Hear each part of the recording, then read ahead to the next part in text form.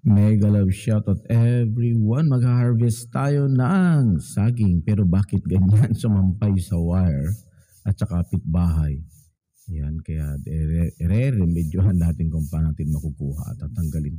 Hati-hatiin na lang natin yan. Oo. Galing ni Rafi. Oh. Oh, dahan-dahan lang Rafi. Wire yan.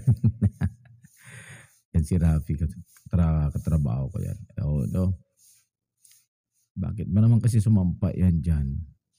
Sa may driveway yan eh. Pero marami siyang bunga in fairness.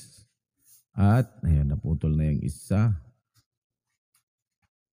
Pero may hinog ng sa mga bunga eh. May mga hinog na paisa-isa. You know, kita ko yung may hinog sa ilalim. O, di ba? Masarap talaga pag may sariling tanim. O, masarap pagka may hina-harvest.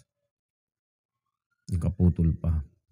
Kasi yung isang puno, yung talagang bunga niya, lahat ng bunga niya, sumampa na talaga sa kapitbahay. Andun na sa kapitbahay yung buo. Ay, ewan ko kung paano ha-harvest yun pagdating ng araw. Ayan, nakuha na yung isa.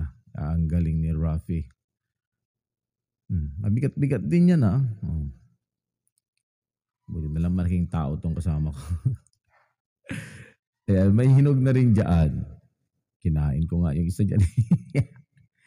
Yan o, doon o, may hinog. Di ba? Kain na Jepoy. Laman dyan din yan. Yan, thank you. Maraming salamat sa panonood.